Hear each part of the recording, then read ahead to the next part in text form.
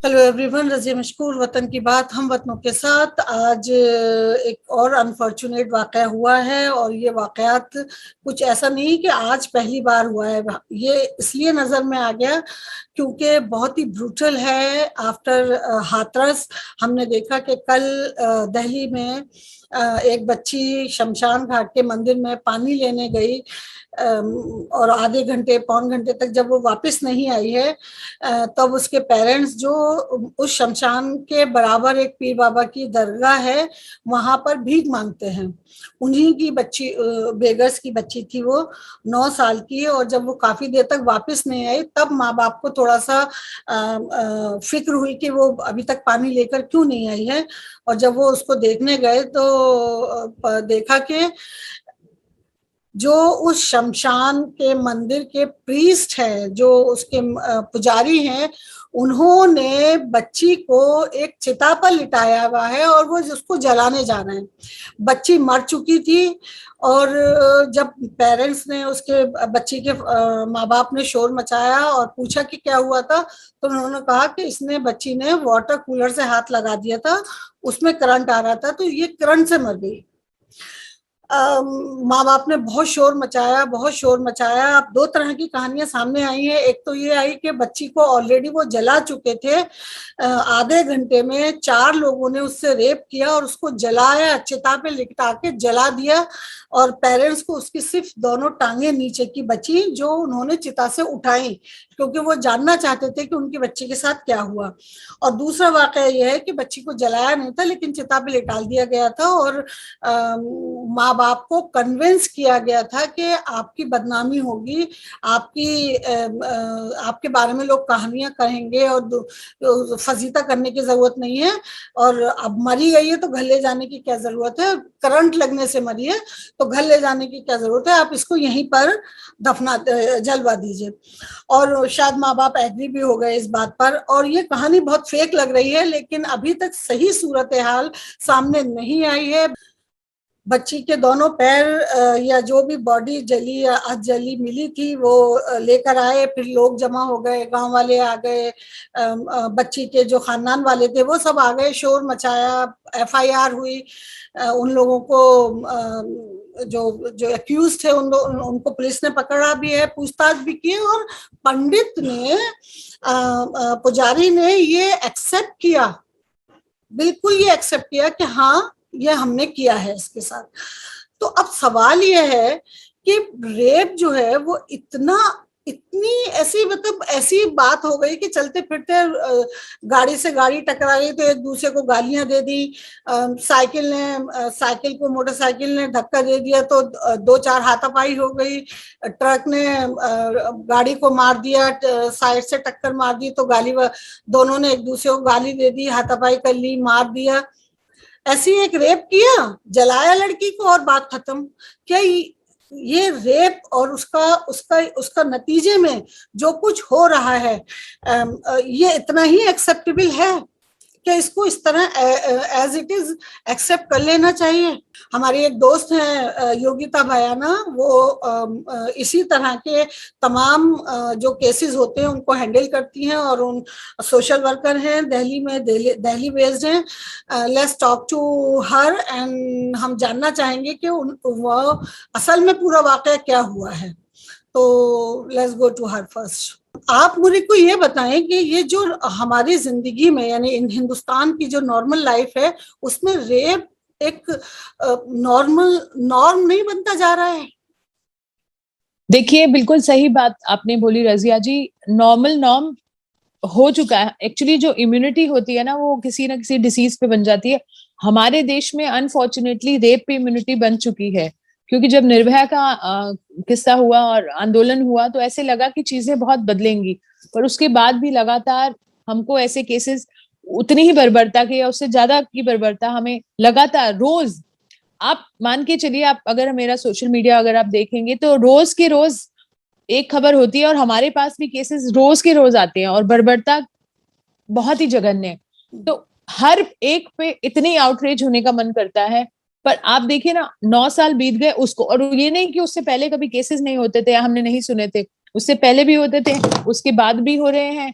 तो आप देखिए ना, तो कहीं ना कहीं वो, हमने अभी बात की कि इम्यूनिटी बिल्ड हो जाती है, तो नॉर्मल हो गया है। पर आप इतना पढ़ लिया है, हमने उसको इतना देख लिया है, तो हिंदुस्तानी अब they learn to live with it, मतलब आदत हो गई है उस चीज को सुनने की। हाँ, बुरा लगता है, लोग बोलते हैं, मुझे भी बोलते हैं, हो ये केस बहुत बुरा था, then they continue their regular routine.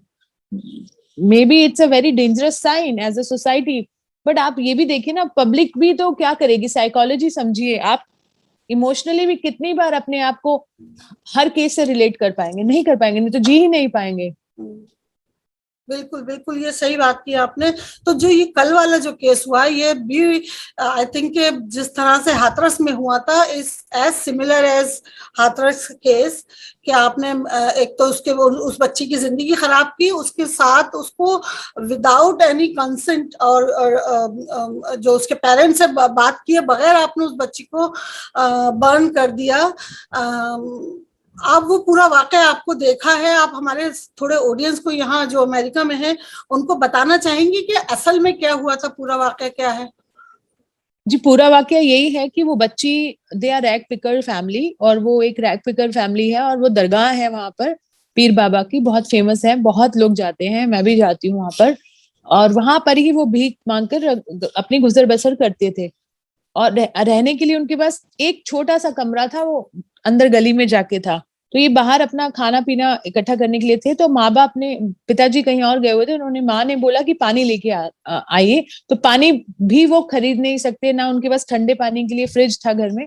तो एक रहता ही है गरीब परिवार को, एक ठंडा पानी पीने को मिलेगा। तो वाटर कूलर जो था वो शमशान के अंदर था, वो कभी पहले भी जाती थी लगातार लेने।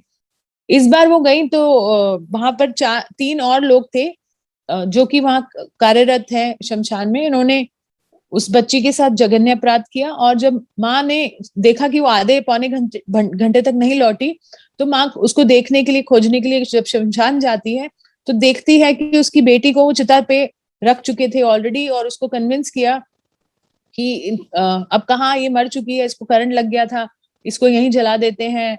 और कुछ लोग कह रहे हैं जला दिया गया। अभी इस बात पे अभी चल रहा है कि जब वो पहुंची तो काफी हद तक बॉडी जल चुकी थी।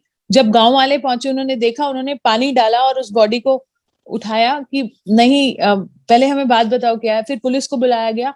तब तक तो यही मामला था, यही बताया जा रहा था कि उसको करंट लगा, वो मर गई, और उसको इमीडिएटली जला दिया गया। मतलब आप सोच भी नहीं सकते, ना माँ बाप को बताया गया, और इतनी जल्दी जल्दी में हुआ। तो तब संदेह पैदा हुआ कि इतना इतना जल्दी क्यों किया जा क्यों रहा है। हुआ? जी, तब जाकर इस पे जब ये तो बेचारे बहुत ही मासूम से लोग हैं, इनको नहीं पता।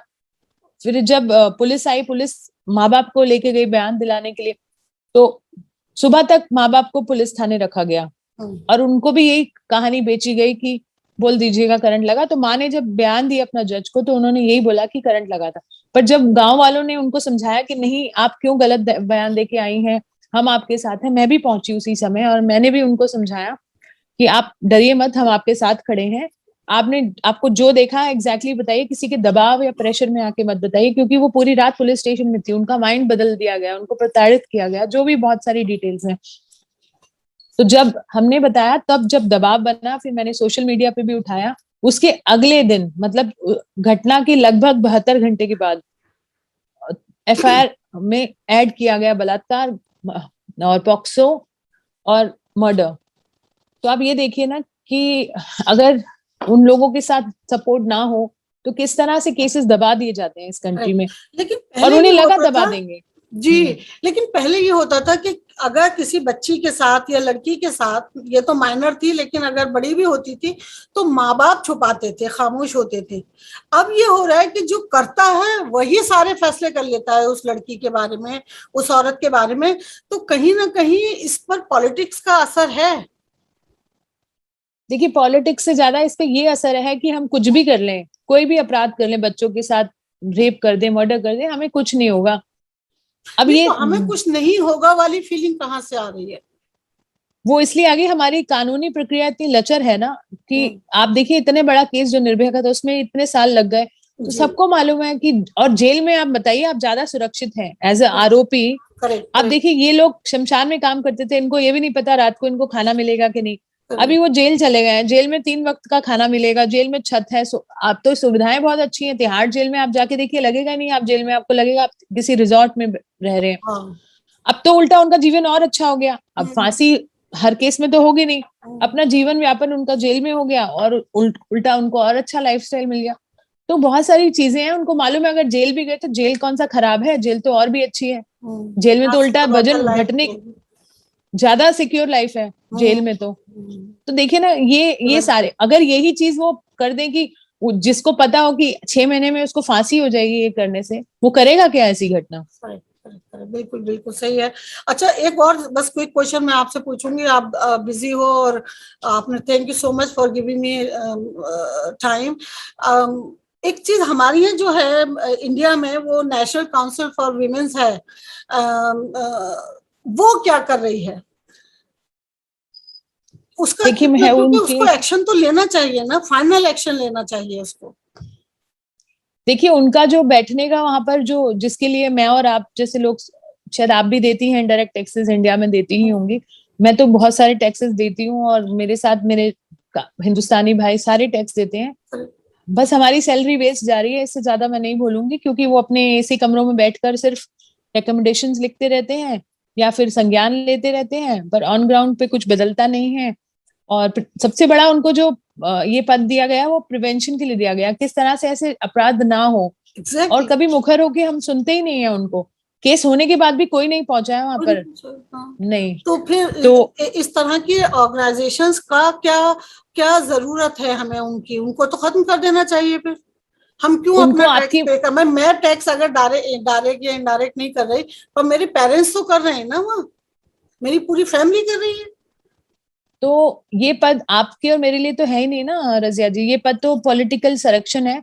जैसे अगर कोई पार्टी है, उसको किसी अपने पार्टी के कार्यकर्ता को खुश करना है, क्योंकि कार्यकर्ताओं को ही देते हैं, सामाजिक कार्यकर्ताओं को थोड़ी ना ये पद दिए जाते हैं। तो पार्टी का कोई एक्टिव वॉलंटियर है, उसी को तो ये पद देके सैलरी देनी है, कहीं तो दिखाना है ना उसको। तो वो 1.5-2 लाख महीना जो उनको देने हैं, गाड़ी बत्ती देनी है, बंगला देना है, तो वो अपने लोगों को देंगे, आपको और मुझे नहीं देंगे ना। तो करेक्ट। इसीलिए दिए जाते हैं, ये क्रिएट किए जाते हैं, काम करने के लिए थोड़ी ना दिए जाते हैं, तो खुश करने के लिए दिए गॉड, जाते हैं पद। Oh my God, oh my God. मतलब इस तरह से तो इस मतलब जो जो मुल्क देवियों की पूजा करता है, जो मुल्क बेटी बचाओ बेटी पढ़ाओ की बात करता है, उस मुल्क में हर घंटे एक रेप हो रहा है। तो इससे निकलने का कोई रास्ता आप सुझा सकती हैं? एक तो नहीं होगा रास्ता, इस रास्ता चाहे एक हो, उसके मतलब जरिए अलग अलग हैं। आई वुड वांट टू से कि काफी काफी सारे हैं, ऐसा नहीं है कि ये रुक नहीं सकता। A to Z काफी सारी चीजें हमने पहले भी निर्भया के समय पर रिकमेंडेशंस में बहुत लोगों ने दी, बहुत सॉल्यूशंस हैं, ऐसा नहीं कि ये इच्छा शक्ति की प्रॉब्लम है, सरकारों की प्रायोरिटी पे नहीं है। जीएसटी हो सकता है, पाकिस्तान से लड़ाई करना भी प्रायोरिटी है, सर्जिकल स्ट्राइक भी प्रायोरिटी है, मून पे भी जाना प्रायोरिटी है, जाना चाहिए, मंगलयान की प्रायोरिटी है, अंतरिक्ष पे जाना है, बहुत बड़े बड़े साइंस की बातें करते हैं, पर अपनी बेटी को बचाने के लिए कोई प्रायोरिटी नहीं है, पास कुछ है नहीं, और तो उस पर बेटियां कुछ चर्चा ही कर नहीं भी है। नहीं रही हैं, जो जो ऑलरेडी सिस्टम में बैठी हैं, वो गर्ल्स भी कुछ नहीं कर रही हैं। आई एग्री तो विद यू तो टोटली। फिर कैसे इसको हैंडल किया जाए, इसको कैसे, कब तक आवाज उठेगी? एट द एंड सारी आवाजें फिर अपने आप थक कर बैठ जाएंगी। तो होता है, ये एक देखिए जो पॉलिटिकल। जो आंदोलन में हमारे साथ थे, हमारे बहन भाई 2012 में, आज कोई नहीं है, आज 2-4 चेहरे ही दिखते हैं, क्योंकि सब थक जाते हैं। थक जाते मुझसे कोई पूछ रहा था क्या इसलिए है कि दलित बेटी है, मैंने उनको बार बार बोला नहीं, इसलिए नहीं कि वो दलित बेटी है, इसलिए कि लोगों को अब इम्यूनिटी आ गई है, वही जहां से हमने शुरुआत की थी वहीं से अंत करेंगे, कि अब कितने लोगों के लिए वो प्रोटेस्ट करेंगे, कौन कौन जाएगा, कितनी हैं। बार जाएगा। नहीं नहीं, इसमें ये, मगर एक चीज मैं कहूंगी, हालांकि मैं इस चीज में, मतलब रेप के मामले में मैं कास्ट को लाना नहीं चाहती। बेटी बेटी है, वो किसी भी समाज से आती हो, सबकी इज्जत बराबर है, तमाम बेटियों की। लेकिन मैं एक चीज जो मैं रियलाइज कर रही हूँ और दूर से बैठ के देख रही हूँ, मेरठ में एक कांड होता है, जो एक रेप होता है, वो लड़का मुसलमान था, लड़की हिंदू थी, उसको एट द स्पॉट शूट करके खत्म कर दिया गया। लेकिन चाहे दलित का हो, चाहे मुस्लिम की हो, चाहे पंजाबी की हो, चाहे किसी की भी हो, उस वक्त शूटिंग क्यों नहीं होती है? उस वक्त क्यों नहीं मारा जाता है रेपिस्ट को? देखिए ये बहुत बड़ी हिपोक्रेसी है हमारे देश की, बहुत ज्यादा। स्पेशली जो करंट गवर्नमेंट है वो एक ही पर्टिकुलर कास्ट को या एक ही पर्टिकुलर रिलीजन को जो फोकस कर रही है उनके ऊपर, और एंटी दैट पर्टिकुलर रिलीजन है, ये बहुत बहुत गलत बात है। इस चीज को भी हम लगातार उठा रहे हैं, क्योंकि रेपिस्ट का कोई धर्म नहीं होता, कोई धर्म नहीं होता, बिल्कुल, और ना ही गलती सबकी विक्टिम का साझी होता है। होती है यार। हाँ, रेपिस्ट का भी नहीं होता, मैं तो कहूंगी बेटी का तो नहीं होता, जो करने वाला है उसका भी क्या धर्म है, उसकी सोच खराब है। तो दोनों बातें हैं, ये सोच की लड़ाई है, इसको सोच की लड़ाई से ही, सोच से ही खत्म किया जा सकता है इसको। अगर ये आप रिलीजियस कार्ड खेलेंगे, खैर उस पे मैं भी नहीं जाना चाहती हूँ, हाँ, क्योंकि exactly. हमारी कंट्री में ये बहुत ही बड़ा इशू है राइट नाउ, और अगर उनको वोट के लिए ये करना पड़ता है तो ये उनकी कंपल्शन है, मैं उस पर नहीं जाऊंगी। But very unfortunate, very ironical, but ये मुद्दा, इसको एड्रेस करने की बहुत सख्त जरूरत है। बिल्कुल बिल्कुल जरूरत है। And thank you so much for giving me time. शुक्रिया, thank you so much Razia ji. Okay, तो आपने सुना योगिता ने क्या कहा, और वही बात जो हम बार बार कह रहे हैं कि इतनी सारी ऑर्गेनाइजेशन, विमेन्स ऑर्गेनाइजेशंस बनी हुई हैं, उनको बड़ी बड़ी तनख्वाहें मिलती हैं, वो गाड़ियों में जा घूमती हैं और एसी ऑफिस में बैठी हुई हैं, वो औरतों के लिए क्या कर रही हैं। हमारा समाज, हमारा मुल्क देवियों की पूजा करता है। हमने चांद पे जाने से पहले ये मंगलयान पर जाने से पहले नारा लगाया था कि बेटी बचाओ बेटी पढ़ाओ। तो किससे बचाओ और कहाँ पढ़ाओ, इसका जवाब कौन देगा? या हुकूमत देगी, या वो सिस्टम देगा जो इस पर काम कर रहा है और जो इसके बदले में मोटी मोटी तनख्वाहें ले रहे हैं। और अगर वो नहीं है, जैसे अगर मैं नेशनल काउंसिल फॉर वीमेन लूं, तो ये अथॉरिटी बनाई इसलिए गई थी कि इसमें जो विमेन है उनके साथ जो मिसयूज हो रहा है उसको हैंडल करेगी और इनको रोकेंगी। लेकिन ऐसा हो नहीं रहा। अगर लड़की दलित समाज की है, अगर लड़की मुस्लिम है, अगर लड़की पंजाबी है, सिख है या क्रिश्चियन है और उसका रेप होता है, तो उस एक्यूज को सजा नहीं दी जाती, वो, या अगर सजा भी दी जाती है तो ज्यादा से ज्यादा आपने देख लिया कि वो जेल चले जाते हैं। तो जेल की लाइफ तो एज योगिता सेज कि जेल की लाइफ तो उनके लिए और बेहतर है। फ्री में खाना, अच्छी लाइफ, 3 वक्त खाना मिल रहा है, आराम से वो लाइट पानी बिजली में बैठे, तो वो लाइफ तो ज्यादा बेटर है उनके लिए। तो रेप करो और जेल जाओ और आराम से सुखी रहो, और यहाँ हुकूमत को भी खुश कर दो कि हमने, हालांकि ये लड़की दलित थी, लेकिन आप दलितों को जब हुकूमत ये कहती है कि 80% मुसलमान हिंदू हैं या 100% मुसलमान हिंदू हैं, तो वो 100% में दलित भी तो शामिल हैं, तो ये तो हिंदू बच्ची हुई। लेकिन जब आप रेप करने पे आते हैं तब आपको याद नहीं रहता कि ये दलित है या हिंदू है, तब आप दलित को कर देते हैं।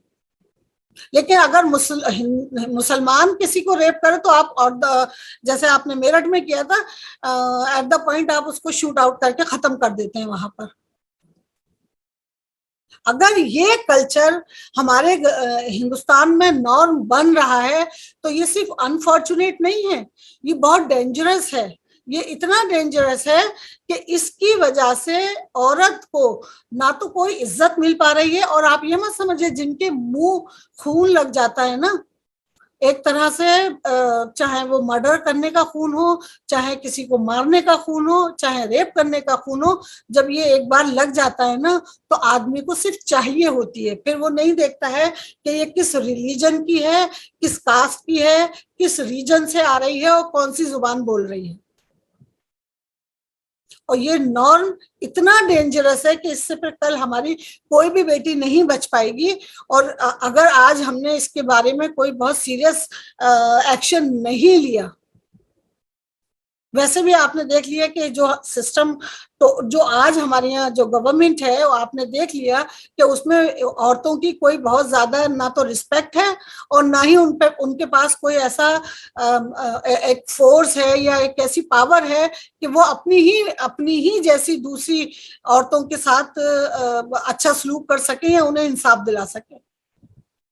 निर्भया जैसा ब्रूटल कांड होने के बावजूद उनके एक्यूज को 9 साल लगे हैं। तो ये जो रोजाना 10 दलित लड़कियों का रेप हो रहा है, अगर आज आप इस पे खामोश हैं तो कल आपकी मेरी बेटी का नंबर है कि मार दिया, रेप किया, मार दिया, रेप किया, मार दिया, रेप किया, मार दिया। कितनी बच्चियां बचेंगी इस समाज में, और कितनी बच्चियों को आप सेव करके चल सकते हैं?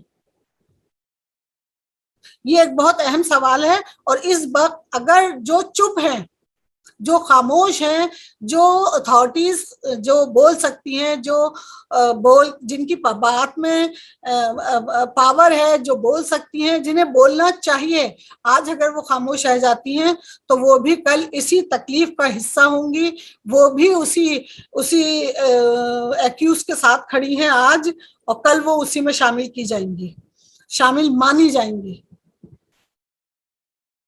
बस इतनी सी बात मैं कहना चाहती हूँ कि जिस तरह से रेप हमारे यहाँ नॉर्म बनता जा रहा है, इसके खिलाफ आवाज उठाइए, और उस हद तक, उस वक्त तक उठाइए जब तक के एक्यूज को के लिए कुछ बहुत ही अहम और फौरन फास्ट ट्रैक बना के कानून ना बनाया जा सके। उस वक्त तक खामोशी का मतलब है कि आप एक्यूज का साथ दे रहे हैं। मैं तो कहती हूँ जिसकी भी बच्ची को आप रेप करके इस तरह से कर रहे हैं, वो फैमिली ही उस आदमी को खत्म कर दे। जब उसकी सजा नहीं तो इसकी सजा भी नहीं होनी चाहिए। तो जंगल राज में रह रहे हैं तो जंगल राज का कानून भी माने, और फिर सभी जंगल में सारे ही जानवर हैं, अपनी मर्जी के करते हैं तो फिर सब अपनी मर्जी के करेंगे। Is this the digital India? Is this so-called modern India? भाई हमें नहीं चाहिए, हमें माफ कीजिए, हमें हमारे पुराने दिन वापस कर दीजिए।